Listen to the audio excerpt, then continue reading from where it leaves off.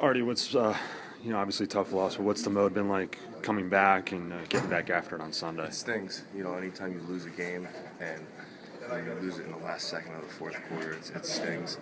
But you got to get past it. There, we have a lot of football left. And today we'll finalize the Navy game and we'll start on Georgia Tech. So, a lot was made about Navy's just general stick-to-itiveness.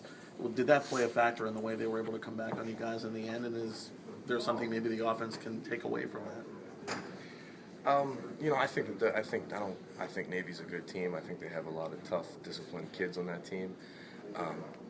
They got after it. I think we did some good things. I think they did some good things. I just think that we need to be more consistent at the end of the game. We need to put 4 good quarters together. I think we had in the third quarter we had 6 plays for single-digit yards. So that can't happen. Whether it be they had the ball for a long period of time or whatever it is, but we got to be able to put drives together a little bit better throughout the whole game. Why has the running game, by and large, been consistent? On a more positive note, I think with Coach Huber and Coach Rudolph and Coach Chris and all the offensive coaches, I think the things that they're teaching us and the things that they're coaching us on, we're taking to heart. And running the football is a lot of fun when you're doing it well. And Coach Rudolph always says that you want to be a team that runs the football, but at the same time you have to wear the same hat. Then you have to be able to run the football. You have to be able to do it. If you're going to talk about it, you got to be able to do it. Does this feel like a team that's still trying to figure out what it is offensively, or does execution kind of trump all that?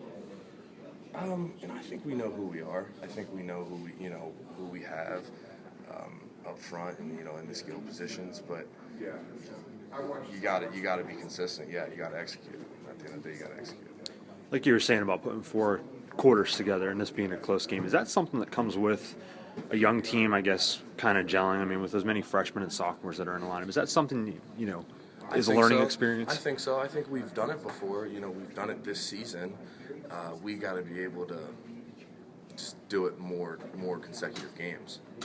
So I think younger guys might have something to do with it. Experience.